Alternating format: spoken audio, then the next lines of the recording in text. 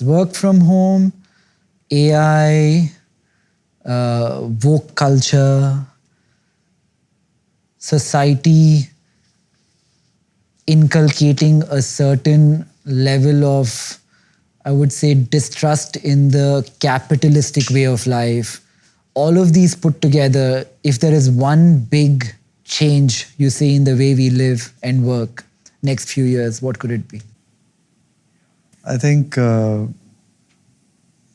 most countries, as they've gotten richer, and I think they found it difficult to manage this idea of good capitalism and this whole trickle down in terms of that when the rich get richer, the poor don't get poorer.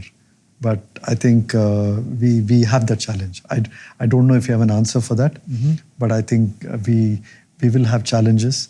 Income inequality, wealth inequality. Wealth inequality. Another way of putting it, you're saying asset prices are inflating faster than wages in the world. Wages in the world, and few people the good can afford better and better products. Whoever has assets will continue to get richer.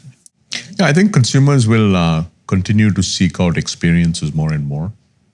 You see that now with the younger Gen Z, etc., right? They don't own homes, they don't own cars. And I think that trend will just continue. So if you're an entrepreneur building, looking, especially focused on consumer, looking to build on that great experiences, right? I think you can't go wrong. Like some of our best performing companies are global travel companies. I think it becomes even more important to establish what Rajan referenced a while ago around what your value system is and sticking to it, not trying to cater to all of the elements that you spoke about. You can't cater to a WFH person if you believe it's WFO, right? You can't fake woke culture if you don't believe in it. Everything changes. The way you select people, the way you build organizational culture is tuned to your core beliefs, right? So all of these are impediments in how quickly you can scale. But I think you're much happier with the organization you built 10 years down the line. So at least building a small venture firm, I think this has become very important for us. No, but I think I'm actually a little optimistic here. I think the newer generation are going to question the true cost of everything. In the sense, I think the problem with this generation, right, the 2000 to now whatever 20, I think the capitalism had taken a very kind of an ugly side where you're growing at any cost, right? I mean, you don't care what's happening, I mean, you just have to grow at whatever cost.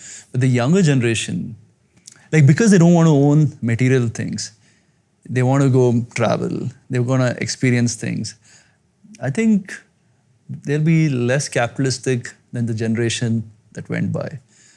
Businesses, entrepreneurs who are building for that world, for that audience, will be able to stand out. There's something that I really, really believe in. I think subconsciously society is ignoring so much in this drama of virtue signaling which is happening in the ecosystem. I feel many people are pretending to be unnaturally virtuous, unnaturally altruistic, selfless, whereas they truly are not. That pretense worked in the previous generation. I can give you many examples, but I wouldn't like to. By lack of access, because people could not see what a person was doing at every point of time.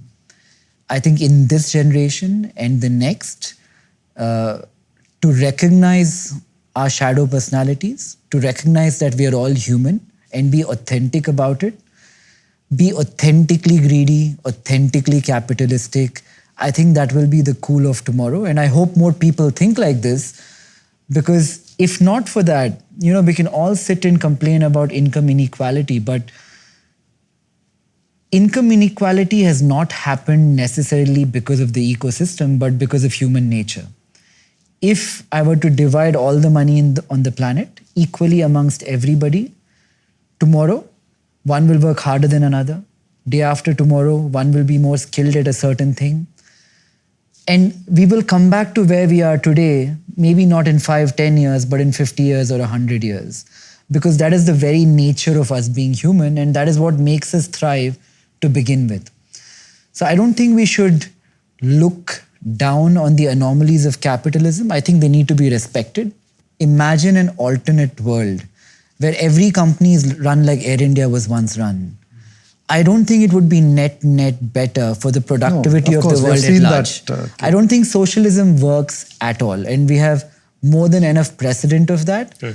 I think capitalism has to be appreciated, and that probably is the most likely scenario in which our country can get lucky and go towards that $5 trillion, $10 trillion economy in the fastest way possible. Hi, I'm Nikhil Kamath. I'd love to know what you thought of the episode. Comment, like and subscribe, and thank you for watching.